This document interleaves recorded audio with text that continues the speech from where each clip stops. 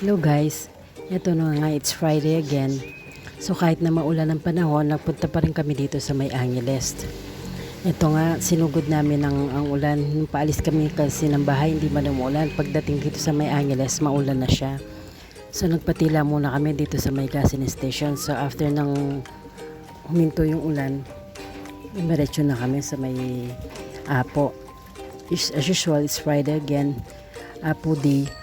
So yun na nga, pumunta po kami sa Apo. Kasama namin yung mga kids since wala naman pong pasok. Nagyaya nga pala sila bumili ng mga snacks. Namili nga sila ng mga snacks dito kasi may binibili kaming Lays.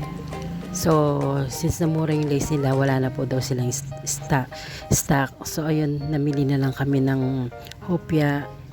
At saka gusto daw nila is yung cheese ring. So yun na lang binili namin, yung cheese ring at saka yung hopya ng tipas. Marami ka naman pagpipilian dito. May mga cookies, candies at iba pang pwede mong meriendahin or pang snacks. Pero kami yun lang ang binili namin kasi yun lang ang gusto ng mga bata. Yung mga cookies kasi nila, na-try ko na dito, masarap naman, ayaw daw nila, mas gusto nila yung hopya.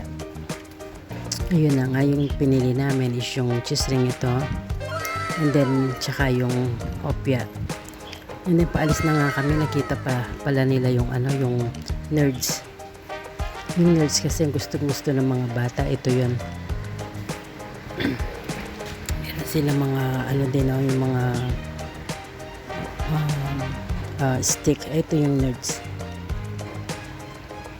And then after dito, nag-proceed na kami dito sa loob ng Apo. Dito papakita ko lang sa inyo kung saan kami humahapis kay Apo Mapakalulu. So kung nakita nyo doon sa gitna, may nakahigang santo doon.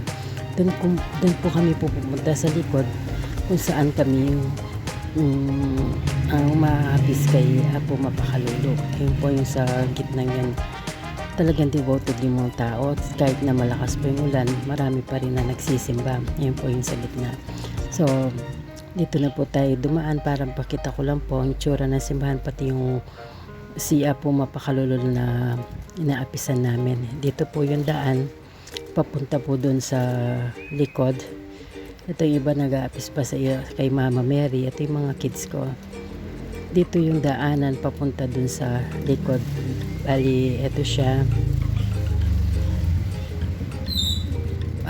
Bali, naka-aircon siya. And then, pag nandito na kayo, bawal po yung maingay at bawal magsuot ng cap. And then, pwede na kayong mag-apis kay Apo Mapakalulu, humingi ng pasasalamat, ng lakas. Yung po lagi kong hinihiling, pasasalamat at guidance at sa araw-araw na kalakasan para sa mga anak ko, sa pamilya ko, pati na rin po yung kalusugan ng mga anak ko. Ayan na po, nag-pray na po kami. After this, puproceed na po niyan kami sa may mga kandila. Nakita nyo naman po yung garden niya ay wala pong tao kasi umuulan. Nagsindi na nga kami ng mga kandila kasama yung mga kids. Dito po nag-stay muna kami kasi sobrang lakas po ng ulan, mababasa kami kasi naka-tricycle lang po tayo, hindi naman po tayo rich. And then makikita nyo kahit na maulan yung panahon, marami pa rin pumupunta at nagsisimba dito, yung mga devoted po kay Apo Mapakalulu. Ayun na nga, hindi na nila matiis, kinain na nila yung kanilang lunch habang naghihintay po kami tumila yung ulan.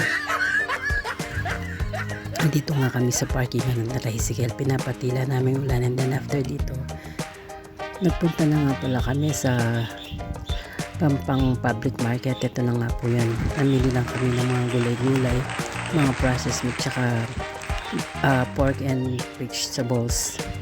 Buti na lang tumila ang ulat, nakapamili po kami. And after po dito, it's dumiretso na kami umuwi. Yun lang po, thanks for watching.